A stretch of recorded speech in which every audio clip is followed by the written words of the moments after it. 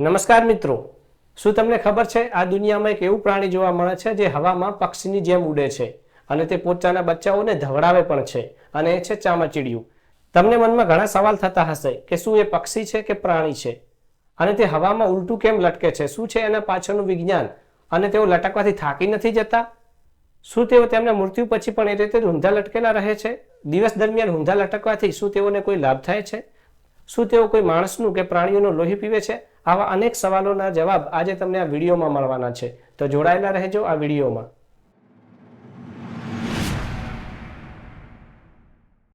મિત્રો, હવે જોઈએ તે પક્ષી છે કે પ્રાણી.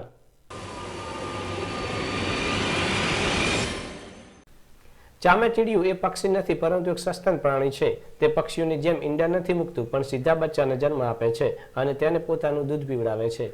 ચામાચીડિયું દુનિયાનું એકમાત્ર એવું સસ્તન પ્રાણી છે જે હવામાં ઉડી શકે છે. અન્ય પ્રાણીઓ જેમ કે ઉડતી ખિસકોલી ફક્ત હવામાં ગ્લાઇડ કરી શકે છે, જ્યારે ચામાચીડિયું પક્ષીઓની જેમ પાંખો ફફડાવીને લાંબો સમય ઉડી શકે છે. પક્ષીઓની પાંખો પીંછાની બનેલી હોય છે, જ્યારે ચામાચીડિયાની પાંખો હકીકતમાં તેના હાથની આંગળીઓ વચ્ચે ખેંચાયેલી પાતળી ચામડીની હોય છે.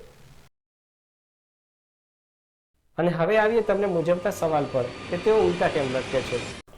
પહેલું છે ઉડાન ભરવામાં સરળતા. પક્ષીઓ જમીન પરથી ઉડાન ભરી શકે છે કારણ કે તેમના પગ મજબૂત હોય છે અને તેઓ હવામાં કૂદકો મારી શકે છે.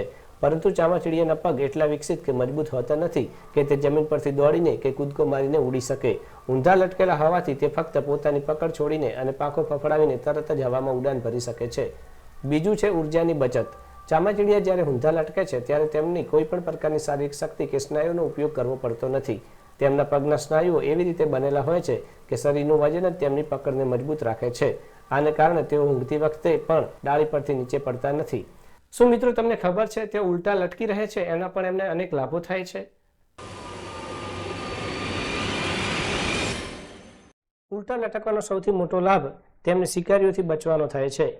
ગુંફાઓની છત કે ઊંચા ઝાડની ડાળીઓ પર ઊંધા લટકવાથી તેઓ સાપ, બિલાડી કે અન્ય શિકારી પ્રાણીઓની નજરથી બચી શકે છે. બીજું છે આરામદાયક ઊંઘ. જો ચામાચીડિયું જમીન પર બેસે તો તેના નબળા પગ તેને ટેકો આપી શકતા નથી, જેના કારણે તેને થાક લાગે છે. ઊંધા લટકવું એ તેમના માટે સૌથી કુદરતી અને આરામદાયક સ્થિતિ છે અને શિકારીઓ પણ તેમને ખલેલ પહોંચાડતા નથી, એટલે તેઓ આરામદાયક દિવસ દરમિયાન ઊંઘ લઈ શકે છે. અગાઉ જણાવ્યું તે રીતે તેઓને ટેક ઓફ કરવામાં ખૂબ જ સરળતા રહે છે. ઊંચા વૃક્ષ પર લટકેલા હોય અને જ્યારે તેમને ઉડવું હોય એટલે તેઓ પોતાની પકડ છૂટી કરી દે છે અને ગુરુત્વાકર્ષણ બળના કારણે જ્યારે નીચે આવતા હોય છે ત્યારે તેઓ પાંખો ફેલાવે છે અને એકદમ સરળતાથી તેઓ ઝડપી ઉડાન ભરી શકે છે. અમુક લોકોના મનમાં એવો પણ સવાલ થતો હોય છે કે તેઓ આંખોથી હાંધળા હોય છે તો અંધારામાં રસ્તો કઈ રીતે શોધે છે? ચામાચીડિયા હાંધળા હોતા નથી. હકીકતમાં તેમની પાસે સારી જોવાની ક્ષમતા છે. ઘણી પ્રજાતિઓ એવી છે કે દિવસના પ્રકાશમાં મનુષ્ય કરતાં પણ વધુ સારી રીતે જોઈ શકે છે. અંધારામાં રસ્તો શોધવા માટે ચામાચીડિયા એક અદ્ભુત ટેકનિકનો ઉપયોગ કરે છે, જેને વિજ્ઞાનની ભાષામાં ઇકોલોકેશન કહેવામાં આવે છે. ચામાચીડિયા પોતાના મોઢા અથવા નાક દ્વારા સતત ઉચ્ચ આવર્તનવાળા અવાજના તરંગો એટલે કે અલ્ટ્રાસોનિક વેવ બહાર કાઢે છે. આ અવાજ એટલો તો તીક્ષ્ણ હોય છે કે મનુષ્યો તેને સાંભળી શકતા નથી. જ્યારે આ અવાજના તરંગો હવામાં આગળ વધે છે અને રસ્તામાં આવતી કોઈ વસ્તુ જેમ કે ઝાડ, દિવાલ કે નાની પાંખવાળા જંતુ સાથે અથડાય છે ત્યારે તે અથડાઈને પાછા ફરે છે. આ પાછા ફરતા અવાજને ઇકો એટલે કે પડઘો કહેવાય છે. ચામાચીડિયાના કાન ખૂબ જ સંવેદનશીલ હોય છે. તેઓ આ પડઘાને સાંભળીને સેકન્ડના 100મા ભાગમાં ગણતરી કરી લે છે કે સામેની વસ્તુ કેટલી દૂર છે, તેનો આકાર કેવો છે, તે કઈ દિશામાં ગતિ કરી રહી છે. આ ટેકનિક એટલી પાવરફુલ છે કે ચામાચીડિયું અંધારામાં એક પાતળા વાળ જેટલા તારને પણ ઓળખી શકે છે. આથી જ તેઓ ગાઢ અંધારામાં પણ ઝાડની ડાળીઓ વચ્ચે અથડાયા વગર ખૂબ ઝડપથી ઉડી શકે છે અને પોતાના શિકારને શોધી શકે છે. અને આજનો સૌથી મોટો સવાલ કે શું તેઓ માણસનો લોહી પીવે છે? તો જાણીએ તેની સંપૂર્ણ હકીકત આ વિડીયોમાં. વેમ્પાયર બેટ્સ મુખ્યત્વે ગાય, ભેંસ, ઘોડા અને પક્ષીઓ જેવા જાનવરોનું લોહી પીવે છે.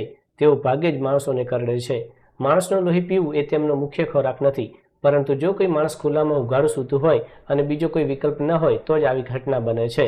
દુનિયામાં ચામાચીડિયાની 1400થી વધુ પ્રજાતિઓ છે, જેમાંથી માત્ર 3 પ્રજાતિઓ એવી છે જે લોહી પીવે છે. તેને વેમ્પાયર બેટ્સ કહેવામાં આવે છે. બાકીના મોટાભાગના ચામાચીડિયા ફળ, ફૂલોનો રસ તથા નાના જીવજંતુઓ ખાઈને જીવે છે. ચામાચીડિયા લોહી પીતા નથી પણ ચાટે છે. તેઓ શિકારના શરીર પર નાનો કાપો પાડે છે અને તેમાંથી નીકળતું લોહી પોતાના જીભથી ચાટે છે. તેમના લાળમાં ડ્રેક્યુલિન નામનું કેમિકલ હોય છે જે લોહીને જમવા દેતું નથી, જેથી તેઓ આરામથી લોહી ચાટી શકે. લોહી પીવાથી માણસનું મૃત્યુ નથી થતું કારણ કે તેઓ ખૂબ જ ઓછી માત્રામાં એટલે કે લગભગ 2 ચમચી જેટલું લોહી લે છે. પરંતુ સૌથી મોટું જોખમ હડકવા જેવા વાયરસનું છે. જો ચેપગ્રસ્ત ચામાચીડિયું કરડે તો બીમારી ફેલાવાનો ભય રહે છે. ખાસ નોંધવા જેવી બાબત એ છે કે આ લોહી પીનારા વેમ્પાયર બેટ્સ મુખ્યત્વે દક્ષિણ અને મધ્ય અમેરિકામાં જોવા મળે છે. ભારતમાં કે ગુજરાતમાં જોવા મળતા મોટાભાગના ચામાચીડિયા ફળ ખાનારા અથવા જીવડા ખાનારા હોય છે, જે મનુષ્યો માટે બિલકુલ જોખમી નથી.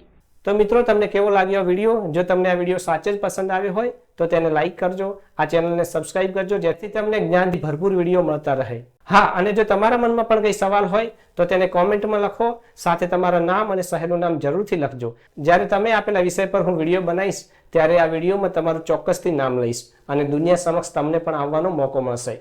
ફરી મળીશું એક નવા વિડીયો સાથે. ત્યાં સુધી જય હિન્દ, જય જય ગરવી ગુજરાત.